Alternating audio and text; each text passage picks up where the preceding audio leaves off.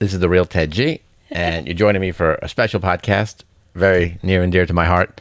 It's with a coach that I consider great, and this is a podcast series on people that are great at what they do. And although every coach I think is amazing at Orange Theory Fitness, Brooke happens to hold a special place in my heart because it was her first day on my first day. So this is Brooke from Orange Theory Fitness. Hello, everybody. Thank you for having me. And Orange Theory, not to be underestimated. They have great merchandise. I'm wearing it. I'm wearing my heart monitor. So Brooke, tell us a little about yourself, but first, yourself and Orange Theory. And while you're telling that story, tell us how you got involved with Orange Theory. So I've been an athlete pretty much my whole entire life. I love the competitive nature of sports. And when I graduated college, I actually moved away for a little bit. And then when I came home, I was looking for something to get involved in that would have that sport-like atmosphere, competitive-like atmosphere. And Orange Theory opened its doors for me. So Anthony actually reached out to me, and he wanted me to get involved in the coaching world. And I was very interested, but I was very nervous. I feel like they wear a very big responsibility as a coach to make sure that everyone's doing their very best in that room.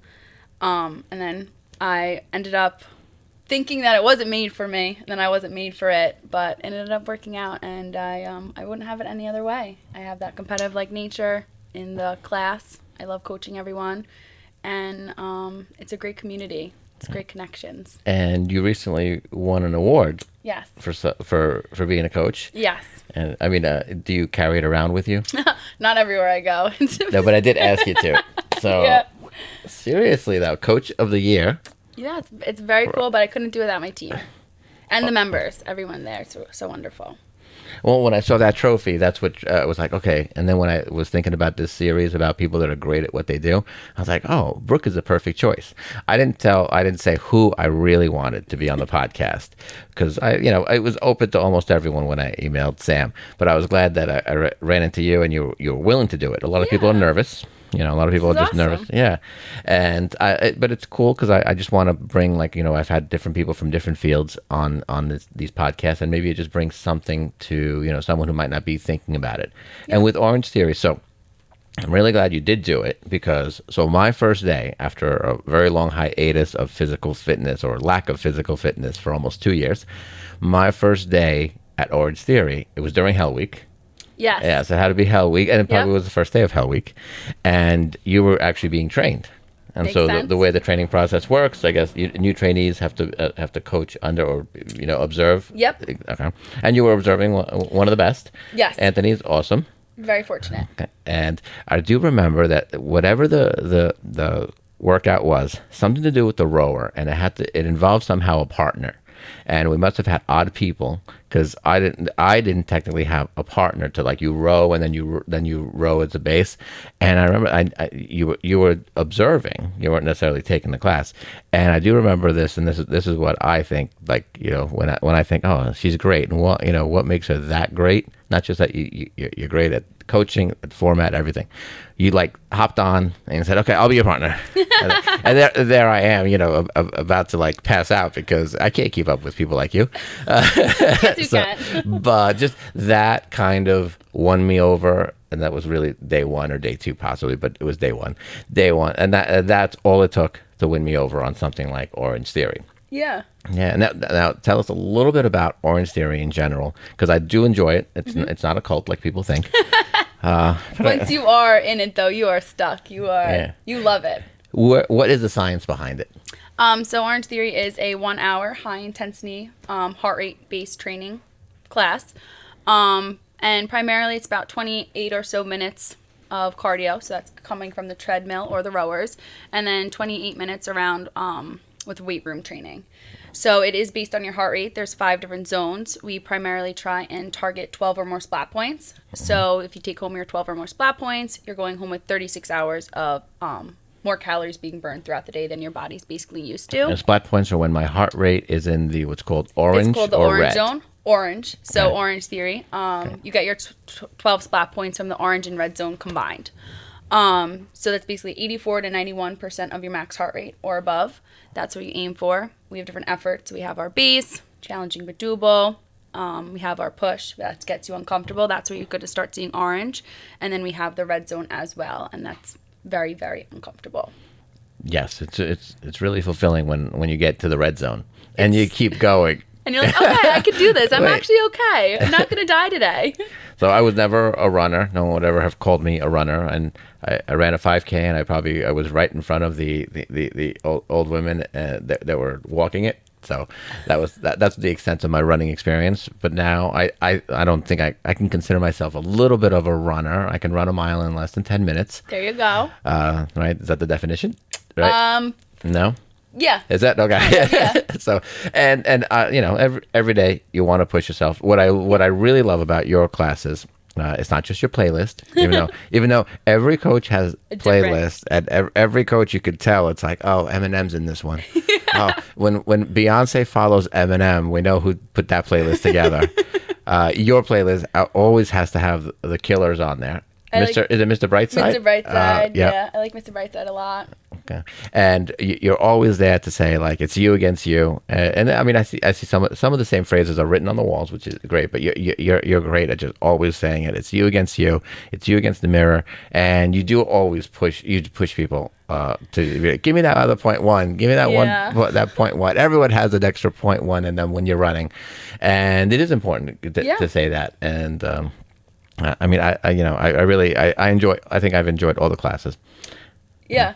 I mean, I'm definitely a pusher. I like to see people kind of surprise themselves. So, for example, the mile benchmark yesterday, a lot of people came in with goals in mind, and they had expectations for themselves, as you should. You come in, you want to work hard, you want to break your wall, see what you're capable of, see how strong you actually are. And I think that's my favorite part, when people surprise themselves, and they're like, holy smokes, I just did that. Like, how I didn't think that was possible. And the community behind it too. Everyone's there to cheer you on. Everyone's there to, if Ted's running next to me, I see him adding a point one. I'm like, okay, well, if he could do it, I can totally do it too. Yeah. Well, it's the absolute worst thing in the world when you're next to one of the coaches. Because I don't know. No, I think it was. I was next to you the other day. Yes, but there's one or two coaches that literally point and. Come on. Yeah. Yeah. So you can. Yeah, but it's great. I mean, it's so enjoyable. You have to push yourself. Yeah. But you do have some famous phrases. What do you think? What phrase do you think you say the most? I would say probably go one more. Okay. I say that a lot. You against you. I hear that from your mouth all the time. It's you against you. Yeah. Okay, you right? You versus you. Yes. I say opportunities. Everything's an opportunity rather than an effort. That's like my mindset shift almost. It's not an effort. It's not something you have to do, but it's more along the lines of like, you get to do it. You get to be here. You're very fortunate. Ooh, powerful. That's a good one. Yeah. Yes. Oh, I like that. Yeah. Okay. Oh. Right? You're there for an hour. You get to be here. Not everyone can do what you're doing. Not everyone has the ability to do what you're doing. And it's important to find that power within, because it's not just translating physically, but it's translating mentally. So that hour in the room can translate to 23 hours outside the room. Yeah. Oh, it makes a big difference. Yeah. And there's a study done that people, if you put people in a room and you make them listen to upbeat music, like fun upbeat music, like most coaches have really cool playlists. I enjoy them all. I enjoy it because I get to hear like other people's taste. Yeah. Personality. But it's always upbeat and right. dance music.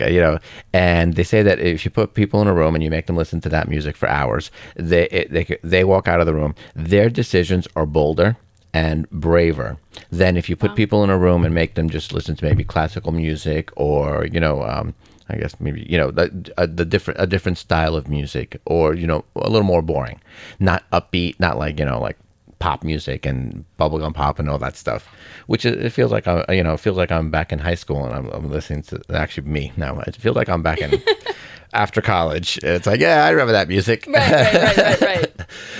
So there was a study done, and that is true, and it's amazing. Like I love the morning classes because you get it out of the way. Yep.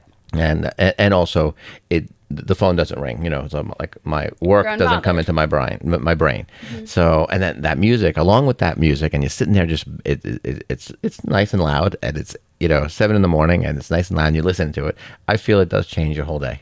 I love the afternoon. Agree. Yeah, I like afternoon classes too. Yeah. But I do have a quick question. Yeah. What's your take on? Tell me what your opinion on doubling. So sometimes you You saw me are do it. famous for that, Ted. You are famous for that. Oh, no, no one else does it. Not as frequently as you. Well, I did it when we had the challenge, the body composition Yeah, challenge, the transformation the challenge. transformation challenge, and I thought, okay, so it's 6 weeks or 8 weeks. I'm like, okay, so every Thursday, I'm just going to make sure I do doubles. Right. So just every Thursday was like 2 in a row. What's your take on it? I always say if you're going to do a second class, I think the second class always needs to be better. Obviously, you left the first class and you wanted to do more. So I say if you were holding your base and you're holding your pushes in the first class and you know what those intensities were, to make sure that you're holding it but better the second go around. And In my opinion. I love that advice, and I love that it's weird. I usually intend to, okay, I already did this once. All right. But when you're in there and you have the coach saying, no, one more, and every so often I'm thinking, I thought I was going to power walk this one. Yep. And I'm thinking, I'm still running, and I'm like, oh, I did 8, I'll do 8.5. Yeah, so Yeah. it happens naturally anyway. I look at it as making the first class almost a warm up. Right. I know it's great for, I could see the results on the calorie burn. So, but I was just curious if if it's good, if it's more than a calorie burn, like. I definitely think you should listen to your body also. 2 classes a day is a lot because I said it is very high intense. And if you're looking at my point of view as the second class is always better, it means you should leave that day tired. You should leave that class tired and you have nothing left to give. And I almost never do a class the next day. Okay, I do that's take a fair. rest day. That's Yeah, fair. Yeah, figure Your that body out. would need that. So tell me what you think. Well, actually, wait. I've asked a few different questions for the guests, and I try to keep there's 5 questions that I've asked everyone. Maybe I'll take them into clips. What do you enjoy most about your job? The community, my coworkers, the members. There's the endorphins that when you leave the room, either when I'm coaching or taking class, is amazing. It's my happy place. So you get the benefit of an endorphin rush Oh, just yeah. by coaching? Oh yeah. Oh, I'm going to start being a Probably coach. Probably more endorphins when I'm coaching. You get it, I like you feed feel off it. of it. Yeah. So when I'm coaching, and like I said earlier, when you guys are doing that point 1, when you're doing things you didn't think was capable, it's a rush that you don't get if it's just you, because you're being on the outside point of view. I'm pushing you. I know you can, and seeing that now you know you can is unbelievable. A lot of people I know that go to the gym regularly, and they say, "Oh, and I say, no, it's just so different." Orange Theory. I can't go to the gym, even if it was with a gym buddy, and you're going. I don't think I'd like that rush. I do like the fact that I'm thinking, especially if it's maybe someone older than me on the treadmill. I'm like, okay, I gotta I have to match or beat. Yeah. Not for competition. That competitiveness. It's It like is. you could see someone else doing it. It's like, Yeah. wait, I know it's possible. So myself and Bonnie, who got me turned on to Orange Theory. She works with me, and we always thought, well, tall people can run. Yeah, but I could row, but so tall people should also be able to row better or row more. But the running, it was like, well, tall people, tall legs, longer legs, bigger strides. Right. And then I look at you, and I'm thinking, darn it, she takes my theory and she blows it out of the water. It's like I'm looking at like a 15, the 15 number, and I'm like, how's she doing it? So I love the community, everything you said. Yeah. But I love the fact that you get the endorphin rush too. Oh, it makes me Yeah. feel better now. Yeah. My biggest fear was falling off the treadmill. You're not alone. But I had that fear for 2 reasons after going to Orange Theory, because the coaches, walk back and forth Right. to see, engage, and help and assist. And I did fall off the treadmill once. And luckily not it was know that. they won't even let me buy the footage. Because the reason I wanted to buy the footage is because it would make a great post, because I fell off the treadmill. It was a very graceful fall. Graceful. Yes. And my biggest fear as I was falling, was I was going, oh, this is not going to, I'm definitely not staying on this one. I was like, where's Rachel? She was coaching. And I was like, because that's the biggest fear. It's not like I'll take myself out, but taking someone else Else out with out, you is yeah. like, whew. So she had walked over, but it was really her fault because she was like, "Come on, one more, point one, everybody go." No, no, it's not her fault at all. But it was great. I saw the footage. I thought it was great footage. The part that I would use, it would be I would show that footage and show the timestamp and show 32 minutes later, I'm on the treadmill again doing the same thing because I had booked 2 classes. I was doing a double. So you did a double. And I was like, okay. yeah, I was like, I'm doing a double. I love it. Yeah. I love it. That is Yeah. What do you dislike? What do you like the least about your job? what do I dislike the well, No, what do you most. like what you like the least? What I like the least about my job. That's a tough one. That is a tough one. Maybe That's a good problem to have. Yeah, maybe you know what? Sometimes there's only 5 minutes of talk in between classes. So like a class would start at 5 o'clock in the morning, end at 6, and then my next class starts at 6:05. And I don't have enough time to talk to people. I'm a big talker. So like when people are leaving class, I like to be like, "Oh, how was the class? What'd you think? How'd you feel today?" Even to go to the bathroom, I only have that 5 minutes. So that's the first thing that came to mind. Oh wow. Only a 5 minute gap. A little social. Yeah, I Yeah. like to socialize a little bit. You know, it brightens my day. You guys are the first people I'm seeing in the morning, so I like to. This is why we get along. Yeah. My first boss in real estate 20 years ago, that would have been his biggest complaint about me. Oh, really? Because I mean I'm pretty good too sometimes with what I do, but my first Ted, boss, you were great. he probably hated the fact I was social. I'd show up to work at like 7 in the morning, do everything I needed to do. By 9:15, I'm like, "Ooh, coffee break." Who wants to talk? Who wants to have a coffee break? Everybody, and then I do some more work at some point, and then it'd be like, "Oh, lunchtime, let's go, let's go have lunch on the water," and he's like, "You're socializing the whole time." But his biggest problem was he couldn't make it see socializing doesn't get your results. Right. But right. it wasn't that I got Doing- results from doing everything. socializing. I was getting my results because I was working. Right, So- right. But yes, I like that. Oh, and I do notice that. You do like work the room, Yeah. talk to people, Yeah. see what's going on. That's a good part of it too. You get to know everyone, not just inside the studio, but outside the studio as well. And you guys, I mean, I'm sure you're responsible for some of it too, but the team behind you, with you, you guys do a great job on like, not night outs, but happy hours. Yeah. Yep. Have So, I as much as it was horrendous heat, it was really, I could still consider it enjoyable. Last summer, the outdoor workout, yeah, at we Blue just Point. needed shade. Yeah. Yeah, I think that was Yeah. the only thing that wasn't thought out. Like, oh, it's pretty sunny. Yeah. But it was still fun. It was great. But I can confess, I puked after that workout. I'll It was blame the the heat. sun. Yeah. It was the heat. So you guys do a great job of keeping that camaraderie as well. Amazing.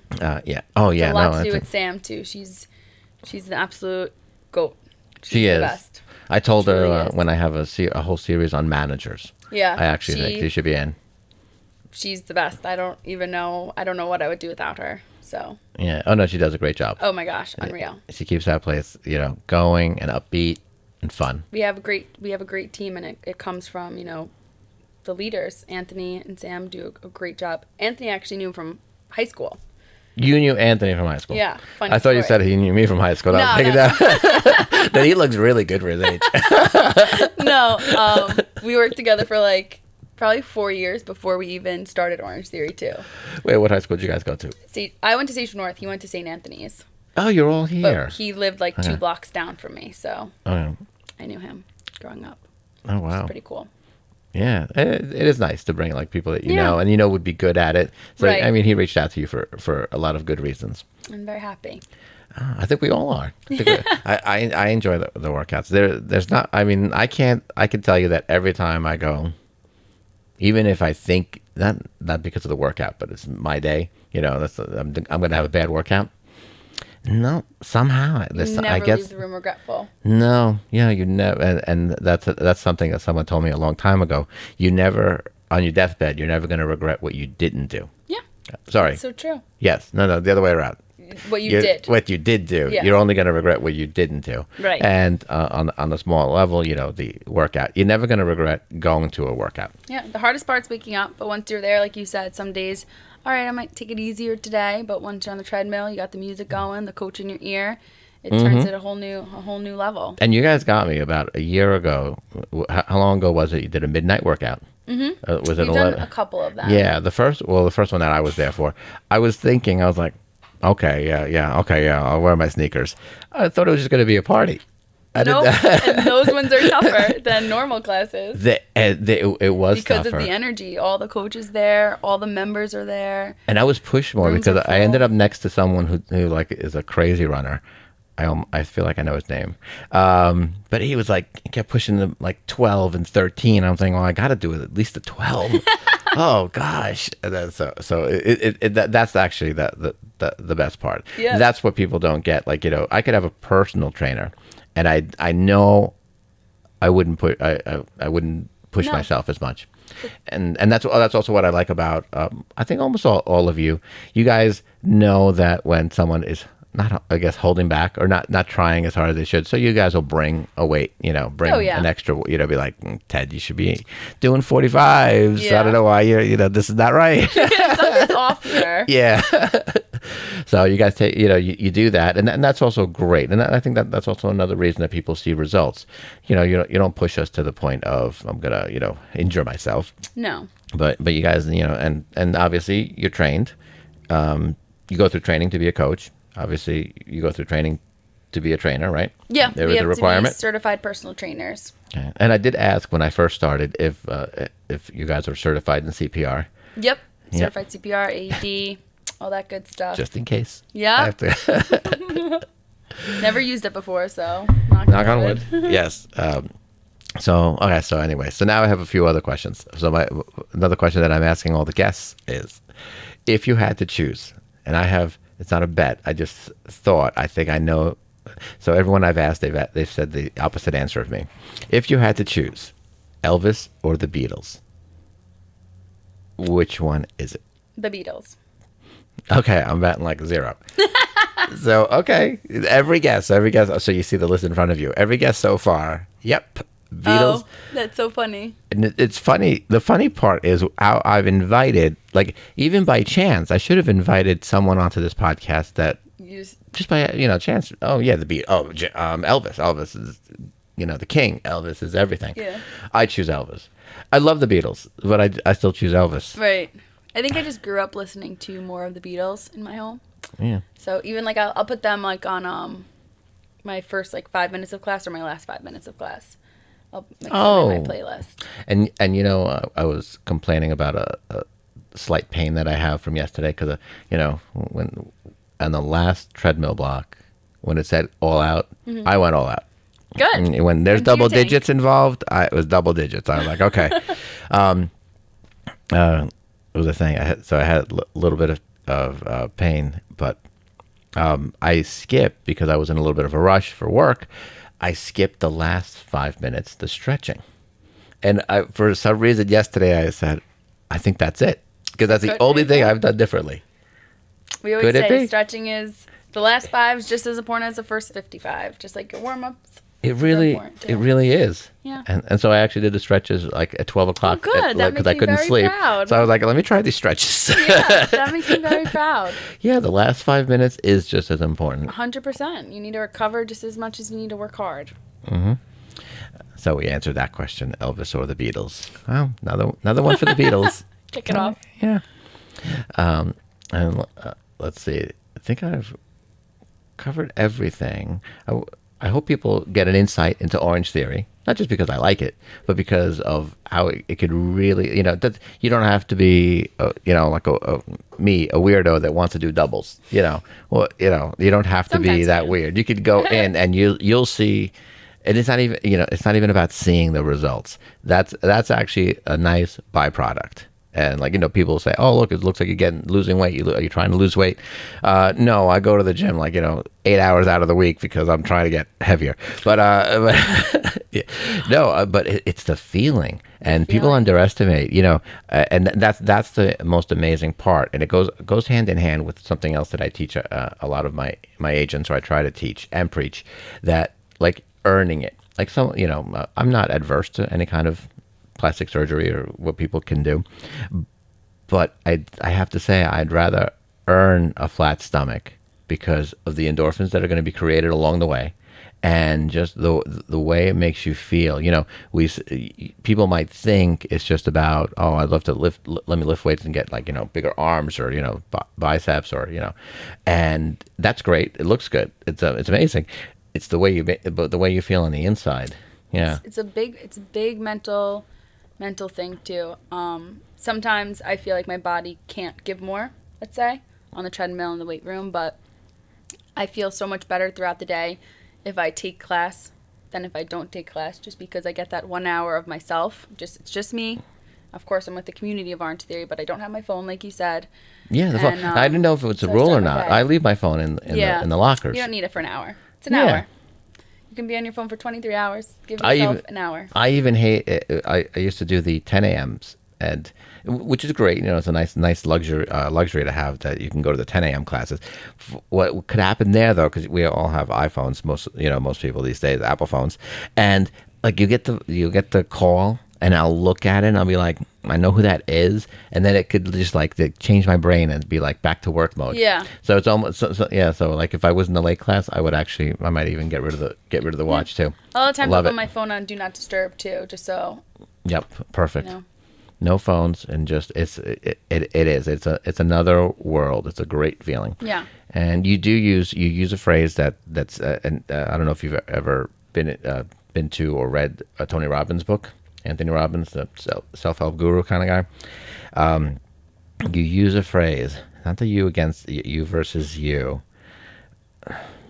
Best version of yourself, better version. There's something that you say, and I'm going to remember it next time I'm in your class. When I Something say that it. you say it on a regular basis, so I do know. And I'm like, oh, it's such a Tony Robbins line. Like, you know, like we use them here.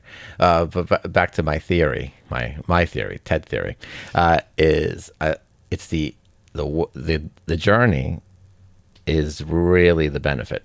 Mm-hmm. It's the journey, the destination. I think maybe a year from now, I may feel best that I've ever felt in my I mean, I feel good now, but, you know, just like in terms of a flatter stomach or something, maybe a year from now. But that's not the benefit. The benefit is how I'm going to feel on the inside. I'm looking forward to like 5-10 years from now, when I'm knee deep in a certain decade of life, and it's going to be like, wait, how can I feel this good? Yeah. Yeah. And that goes. I mean, that goes for anything that you Goes do a long way. consistently that's good for you. Yes. So, you know, it's not only about Orange Theory.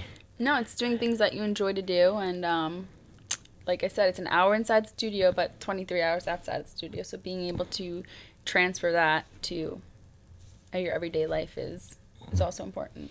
And that's another benefit of it, that it is really, I mean, an hour. And our gym actually has showers and everything. So I literally am at my desk in my office at 9:01 a.m. Ready for work. So, and I get out of my house at, you know, what would it be, like 7 a.m. So it's great. I mean, it's great to have that convenience, and it's great to know that in 1 hour I'm covering a lot of ground. Not just on the treadmill. Physically. Treadmill, weight room, 2 to everything. 2.5 miles on a regular basis. Like, That's awesome. I could never have said that I'm going to run 2 miles a day minimum. Well, that was the whole thing with the mile yesterday. Some people didn't even think they could run a mile, and it's you know, amazing what people can see what they can actually do. Yeah, you run it 1 foot at a time. Yeah, one step at a time. Yep. 1 day at a time, 1% better every day. Oh, I do want to thank you for being on the podcast. Thank you for having me. I'm enjoying all my guests. I'm hoping that I could find more people in my life that I want to tell them, oh, you should be a guest. but in terms of this series, I think everyone so far has been such a great fit, just about being great at what you do, and I think it's important. And what I loved about about every guest, you all seem to be very focused on the work, on doing it. And now I do have one last fun exercise.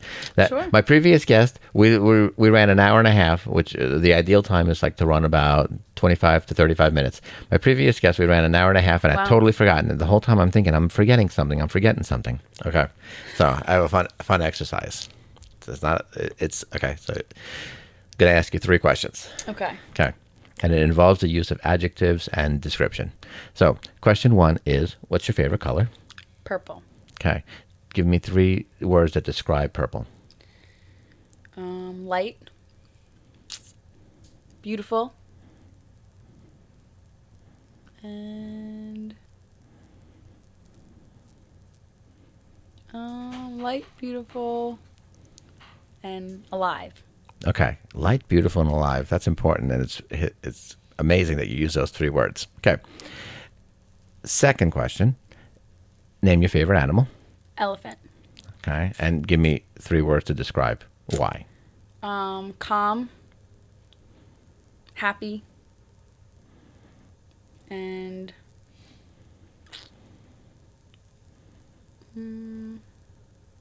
caring. Okay. Nice. Now, I should have notes out. I actually always forget to write them down, but I'm going to remember these. So, last thing is picture yourself, everything, and close your eyes, and you're in a white room. Everything is white. You're wearing white. Everything around you is white. And you take a second, and you now just tell me how you feel.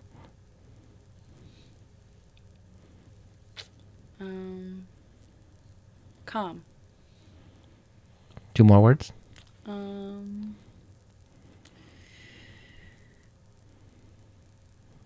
I'm smiling, and I'm in a white room. I'm wearing white.